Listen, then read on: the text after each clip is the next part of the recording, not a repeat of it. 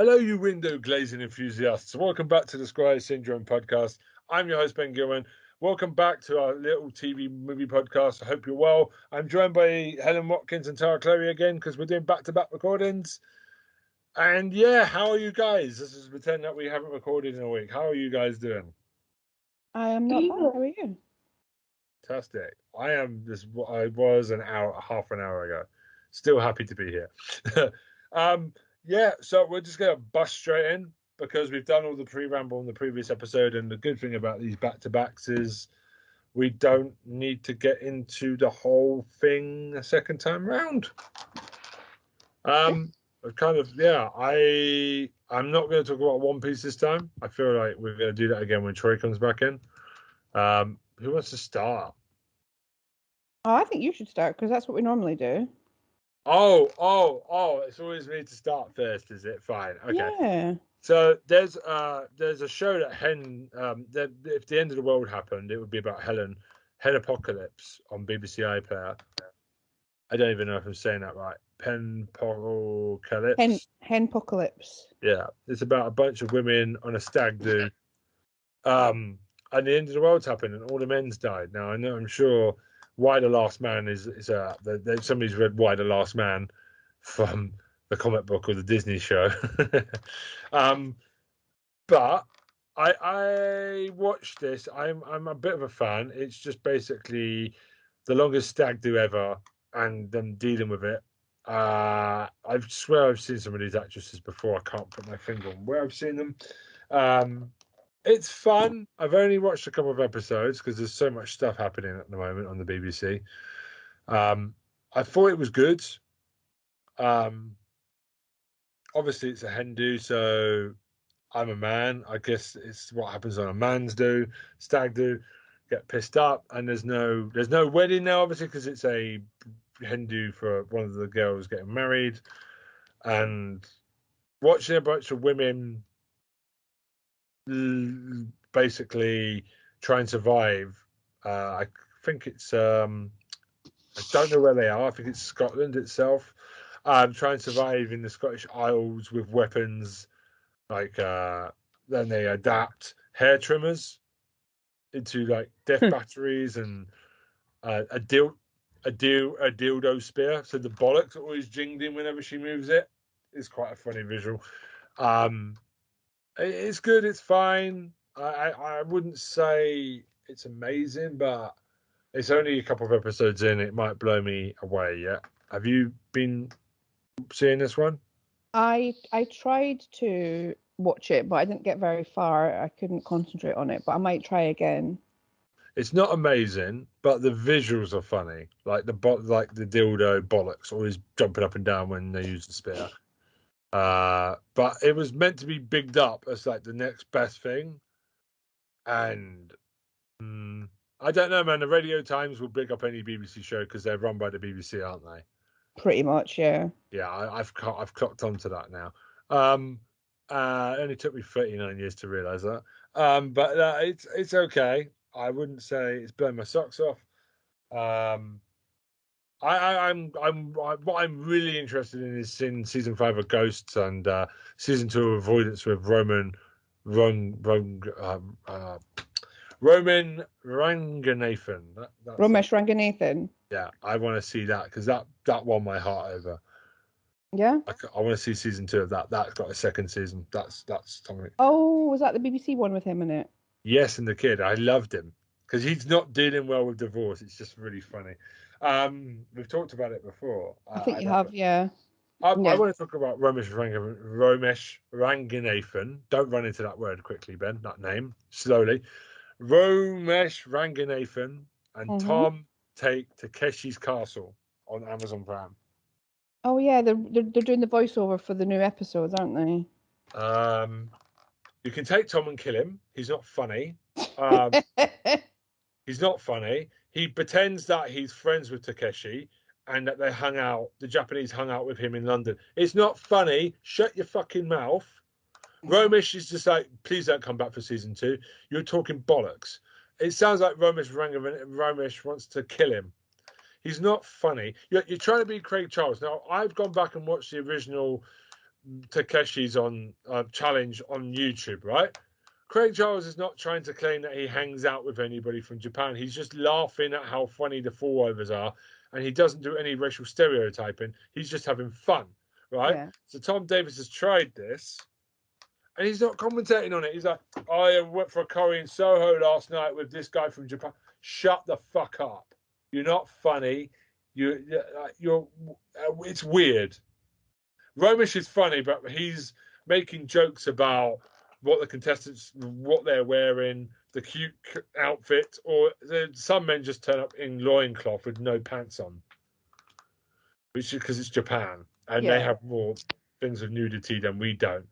And apparently they're going to show Takeshi's without the commentary because people have complained about how non-funny Tom Davis is. Obviously, Romesh Ranganathan, everyone thinks he should have done it on his own because he could have done it on his own like Craig Charles and it would have been funny. Yeah, it needs somebody to bounce off of, though, I think, for that kind of thing. But Craig Charles has proven that it can be done on its own. And my wife turned to me when Romesh Ranganathan can do it on his own. I agree with her. But Tom Davis, I just kind of stopped listening to what he was saying and was laughing at the footage. Apparently, they're going to just put the original up on Amazon now because people complained about there not being a Japanese audio version because people got so annoyed at Tom Davis. I'd just like to point out Romesh Ranganathan.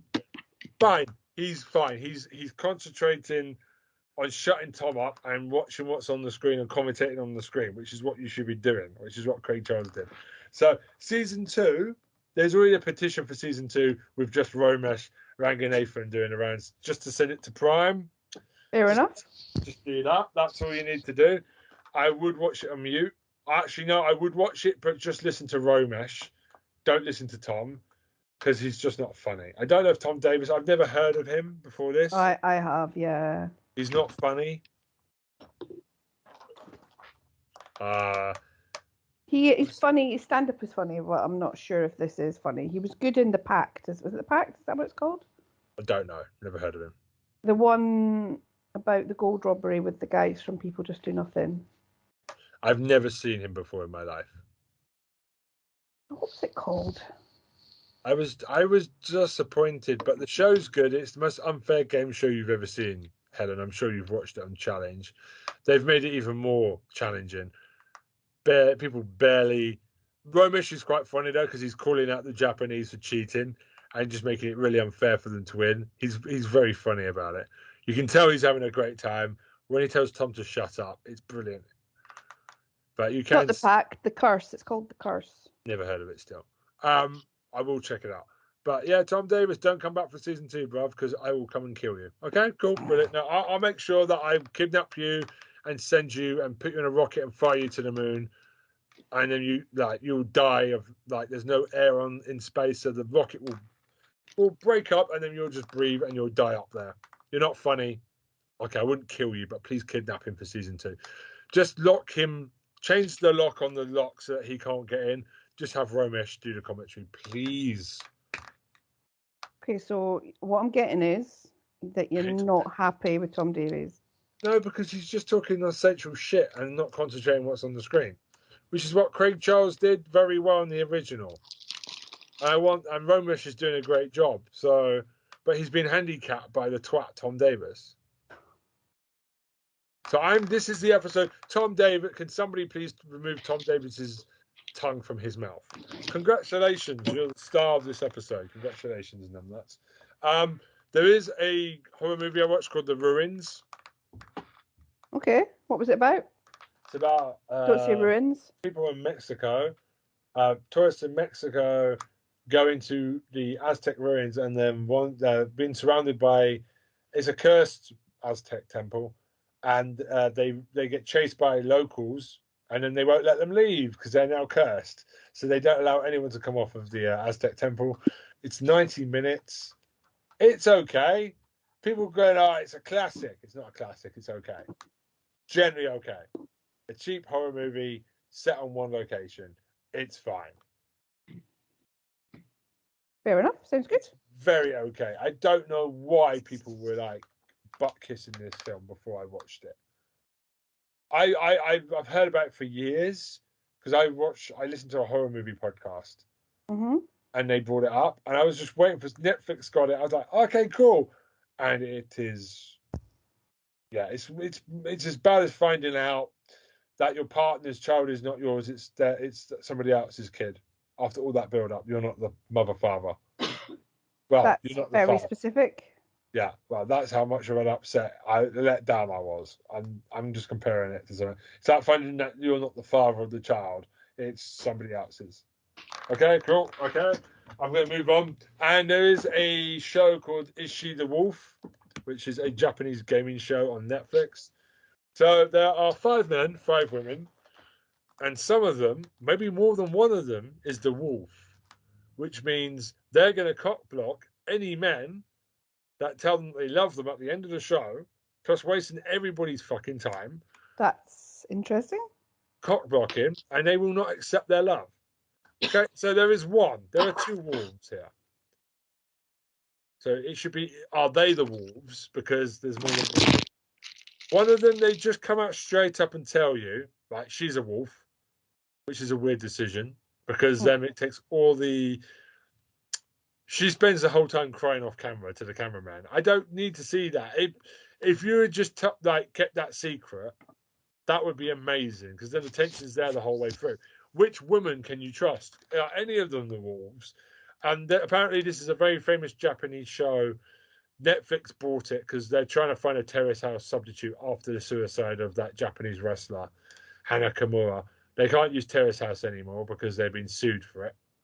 So since then they've tried to find a new thing. They keep buying all these shows from other Japanese studios. And apparently in the past there's been no wolves, there's been 1 wolf, there's been 5 wolves. Like, it's ridiculous. So it's different every time, you never know. But I wouldn't have shown one of the wolves because then it's kind of anticlimactic the whole way through because you know who she likes. Is she telling the truth though? No, she is the wolf because the producers pick her out. Ah, right, okay. And then there's another one. And to be fair, well played to this one because I didn't see the second wolf. So, but the thing is, you see the first wolf, she goes through so much because she falls in love with him because of that. And it's kind of a weird choice because then I didn't need to see that. You know what I mean? It just kind of takes the tension out. The second wolf clearly blindsided me. Well played. But they all act a little bit suspicious. Obviously, there's editing techniques, so all the women are acting weird when they're not. It's just the editing. I'm not falling for this shit anymore. It's like the Stranger's trick, isn't it? Like you did through brutal, efficient editing, you keep people by guessing what's going on. You might like it, you might not. I thought I might not watch this again because I thought it was 12 episodes. It's too long. We could have cut it down to 6 or 7 and finished it. I don't know. I just kind of got annoyed when they revealed one of the wolves early on at the end of episode 1. I thought, you bastards. Why do that? There's no grand prize. You just get to cock block a guy. What's the point? And the other ones get to have true love. This is the point of the show I don't understand. There's no cash prize. Tell me what is the point of this show? And all the men aren't buff. I'm sure Tara watched this show. There's no buff men. I don't like it. No. You might want to watch Takeshi's Castle, though. There's lots of men in muscles and short shirts running around doing backflips over obstacle courses. What show's that? Have you not been listening to anything I've said? Takeshi's Castle. Takeshi's Castle. Listen! Telling you off now. Telling you off. Yeah, I'm looking at it. There's lots of men in muscles because they did Ninja Warrior, the Japanese Ninja Warrior. But they're not handsome. No, you're not looking at them. There's a lot of men with muscles and we did Ninja Warrior, I kicked this game's ass. That type of shit. But their face cannot make it. Yeah, but it's not about the face, you vain woman. It's about the muscles. You're here for the muscles, right? You can put a bag on their face and just look at the muscles. Done. I'm calling you vain. Calling you vain. No. Muscles are muscles, even if it is a 55-year-old man. It's like, yeah, granddad, go for it. Look at those You- muscles, Mr. Fitness. Watching him do a backflip over an obstacle course is quite amazing. Watching some of these 55-year-old guys run across the course quicker than the 20-year-olds is quite funny because you see how fit they are. It's ridiculous. Anyway, that's me. Good for you. What about you, Tara? What have you been watching? Right. So recently I watched The Nun, as in the Nun, N-U-N, Nun. The Nan is about a The nun Nun. bird. No, the The Nun. Nun. Yeah, it's a Uh, sorry, Dusty. It's a continuation of the first movie from the Conjuring universe about the nun, the demon nun. Nun 2. Yeah. It looks weird, by the way, but it likes to appear in random places, like in your door, your house doorway, or the toilet, or in the storeroom, Worst place to or get against the cats in its wall. Yeah, I don't know its gender, if it's a male or a female, but its name is called Walak, and apparently it's a shapeshifter, and its true form is a snake, if I'm not wrong. You're not wrong. And yeah, and I think it was responsible for the Enfield poltergeist as well in the entire Conjuring universe. Yeah. Yeah, so basically it's a continuation, the same characters return, and this time Wallach has possessed the French guy called Frenchie, and basically is traveling around the world with a free ticket, which is the guy. Yep. And the same protagonist returns to stop the same villain again. But I think it's actually related to The Conjuring because Warlock doesn't leave the French guy, no matter how hard. The main character has fulfillment. I don't think the French guy stops being not possessed, so he's still technically possessed at the end of the show. And the Warrens are actually exercising him in the first scene in the Conjuring movie when they Yeah, play. that's the Yeah, problem. that They have to keep extending that bit until yeah. people get bored of the nun because they did that in the first film. They had the Warrens exercising. They reminded you how it connected. The Nun one is fucking awful, awful film. Apparently, the whole thing was fake. It was all an illusion. The other But nuns and it was everything. Yeah. fucking shite. So please, it's the second an improvement. And how did you think about the first one? Actually, I need to know how you feel about the first one first. Actually, Mm, Honestly, it was so. It couldn't beat The Conjuring. To be honest, The Conjuring was still the scarier one. is it an improvement? The second one? The second Conjuring, I watched it before, but I No, think the first one is the Nun 2. Is it an improvement on the first Nun film? Is it not more really the same shit? just the same shit. The demon. I'm not watching the sequel. I'll happily avoid it. I'm not going to watch something I'm going to sit there and hate. I didn't even really Unless I like the have to nun for that the much. podcast. I Unless it's mean, streaming. I'll watch it for streaming. I'm not. but it was funny though, like, because I was in the cinema and there were three bimbos sitting on the far right on the same row. And they started screaming for no reason. At the scene where the bird was flying. So I'm like, dude, seriously? Yeah, Fucking my first horror movie right here. Like, seriously? They jump for basic shit like that? just a goddamn bird flying. Yeah. And there was one part where the little girl opened the door to find Wallach standing in the hallway and with its usual nun shaped thing like that. And then the guy behind me was like, oh, hello. Yeah, that's exactly how I would feel watching this film. I'm like, hello. Hello, you know, scary bitch. How are you doing? Hello. You need some dental, yo. Or you need a nose job. That's what Just it that needs, a talk nose shit job. like Spider-Man to it. That will do it. Well, That'll make it a better film. technically it needs a nose job because its nose is too big. Big nose. The Yeah, nose, the nun does have a big nose. I will give you that.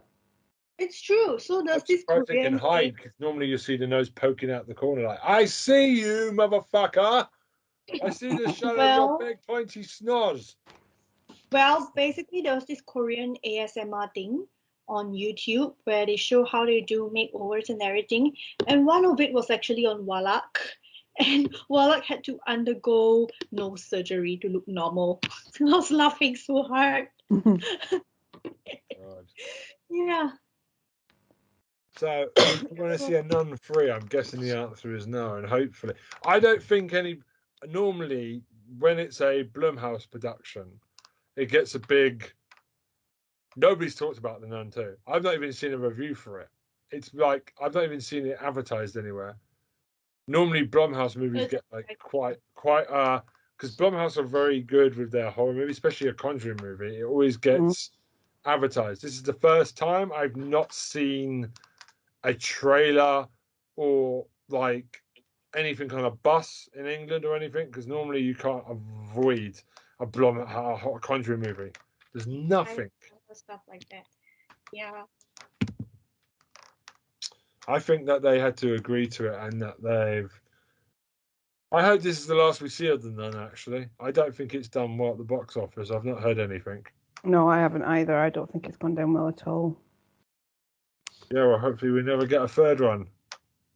Do The Conjuring, but like, don't just make them for the sake of making them. Stop spinning off the characters, I think, is the question here. Yeah. Annabelle worked because Annabelle has a good backstory. Definitely. Annabelle works, but the Nun, it's just so annoying. Yeah.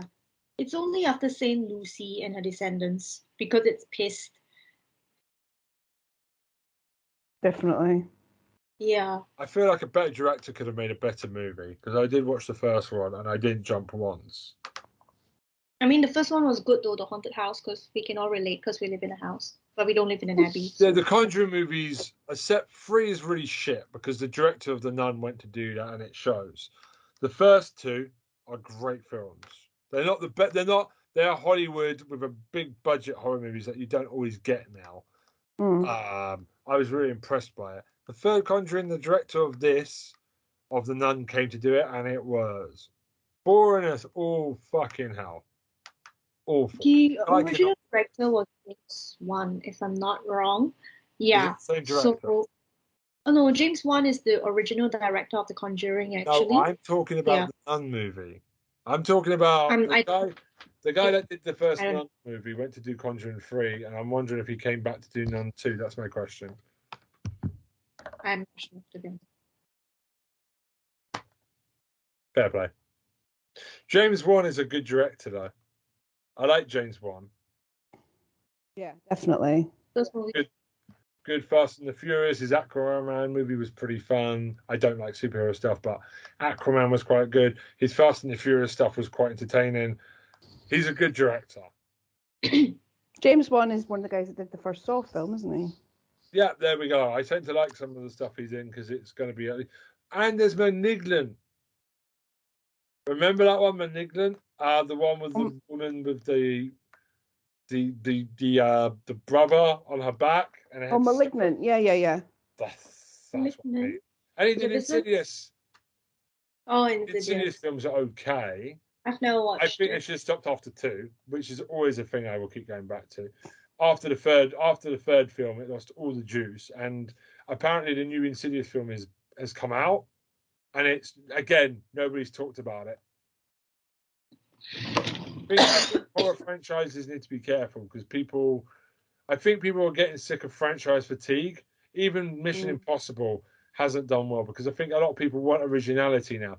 That's why Barbie was such a big hit, because it was something new. I mean, sequels, I have noticed, have begun to... People get fatigued. Even if it's very good, people... Like Mission Impossible, I don't think has had a bad film. Always good, but even that's waning now at the box office. So I think people just kind of don't want to see 10 sequels on the same film franchise now. Yeah, I think you're right. I think people now are telling Hollywood we want to see something new. And I think that's where Marvel the option. And Star Wars are really getting it at the moment. It's because there's nothing special anymore. I think you might be right there. That's maybe why DC's also feeling it as well. They're not connected anymore, but they just kind of feel like people have said, I want something new and original. And even horror movies are getting that now with the franchises and stuff. Standalone movies are good. I think Megan will eventually get it as well. If they do too many Megans, by the third film, people will be like, yeah, I'm bored now. I mean, Scream 6 has also suffered it as well because it came out too soon after Scream 5. I really liked Scream 6, so I thought it was really good. I thought it was really good. I thought a ghost face that was just going to stab you in front of everybody, that's different. When I saw the trailer, the old hide in the shop because he won't come after us because the ghost face always hides, comes in, fucks everybody up. I was like, oh, that is a new twisty. I did call who was behind it though. I called all three of them. I saw it. Well, I did as well, but it wasn't like really obvious. Like I felt clever for figuring it out. Not I wasn't like, oh god, this is so obvious. I called the police guy. I definitely called the fake death. Yeah. And the other guy, the white guy, I was sure he was also in it. Yeah. Because the original, some people called it out for being predictable because it's none of the original core four. Next film, make it one of the core four because my God, that would be that's something Scream's never done. One of the main group of friends decided to do it. That would be really interesting. Yeah, I think maybe. Make it I'm not sure I want another one. There you go. They're doing 7 now. Oh, okay. This is what I mean. Make it one of the core 4. Do something different because I want to be surprised in Scream 7. Okay. I'm not calling Scream shit, but I when I catch out who it is, I do kind of feel it devalues the plot. If I'm seeing who the bad guy is already and the number, yeah. It's just that's the problem with Scream now because you're expecting it to be more than one killer. It's always the ones that are the quiet characters in the background that you got to watch out for. It's never any of the main ones. That's interesting, actually. Yeah, you're right.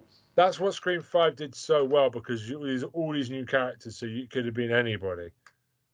Scream 5 had newness because it was like a whole bunch of new characters, really.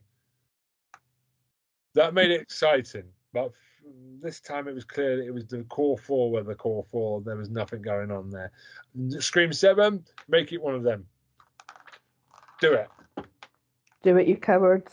Do it because it will be very hard to make it work, but you can say that they lost their mind due to regular trauma from Ghostface. And by killing these characters, they feel I will end all the trauma. It's very simple to write that. Interesting. Are we still recording? Yeah. My screen's went black for a second now. I'm sorry. No, you have frozen a bit, but that's all right. Are you with us? Yeah, I'm with you. Can you hear me? I can hear you again. And we roll on. Okay. So, Helen, what have you seen? Well, we've been talking about like studios that don't miss. I've been watching a new A24 show called Beef. Have you seen it? Anybody else watched it? No.